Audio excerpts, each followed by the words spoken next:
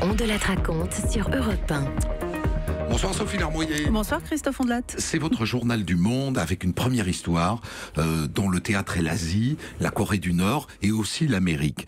Il s'agit d'un ancien soldat américain qui est mort hier, qui s'appelait Jenkins et dont le nom évidemment ne nous dit rien, mais qui a eu une vie vraiment pas banale. Ouais, commençons par évoquer l'épisode qui a chamboulé sa vie pour toujours. Nous sommes début 1965.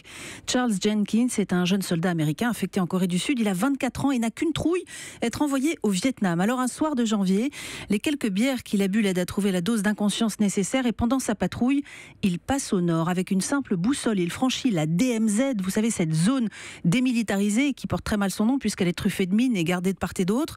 Les soldats nord-coréens l'arrêtent, ça, ils l'avaient prévu, mais il pensait que Pyongyang le confierait aux Russes et qu'il retournerait aux États-Unis à la faveur d'un échange de prisonniers. Et au lieu de ça, il a passé 40 ans en Corée du Nord. Exactement.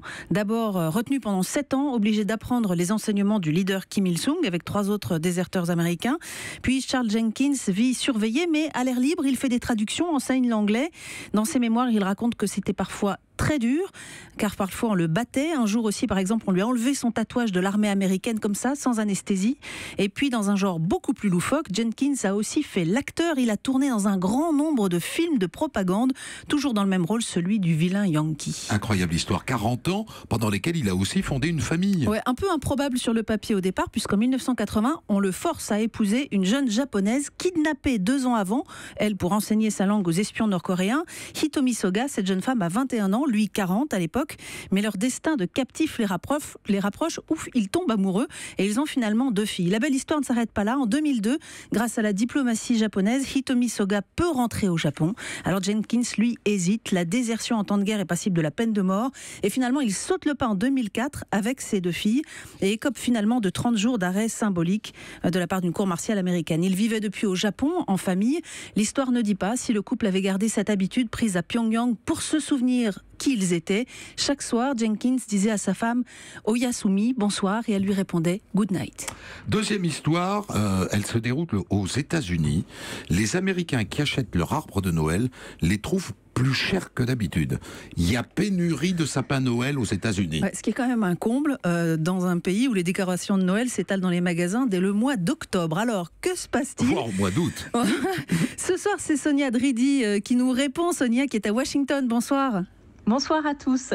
Alors la première responsable de cette pénurie, c'est la crise économique de 2008. Il y a près de 10 ans, les producteurs de l'arbre de Noël ont eu bien plus de mal que d'habitude à vendre leurs beaux sapins. Résultat, ils en ont planté moins les années suivantes et comme le temps de pousse est de 8 à 10 ans, les Américains en paient le prix aujourd'hui. La production de sapins de Noël aurait chuté d'environ 30% depuis le début des années 2000. Des incendies ravageurs expliquent également la baisse de la production. Mais Sonia, il y a une raison plus cocasse derrière cette pénurie, c'est que certains producteurs changent de business et ils abandonnent le sapin de Noël pour la bœuf. Exactement. Vous savez que le cannabis est une industrie en plein boom, notamment dans l'Oregon, cet État de l'Ouest qui depuis 2 ans a légalisé l'usage récréatif de la marijuana.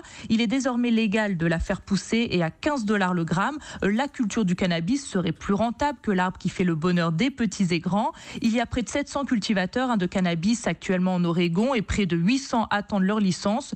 Selon le département de l'agriculture, le nombre de producteurs de sapins dans l'État a chuté de près d'un tiers depuis la crise. Alors ils viennent d'où ces arbres de Noël qui manquent ? Alors cette pénurie réjouit les voisins canadiens. Chez eux, les exportations de sapins ont bondi de 40% ces 2 dernières années. Et les Canadiens ont de beaux Noëls devant eux puisque la pénurie chez l'oncle Sam devrait durer jusqu'en 2025 selon les estimations. Génial votre histoire. Sonia Dridi en ligne de Washington.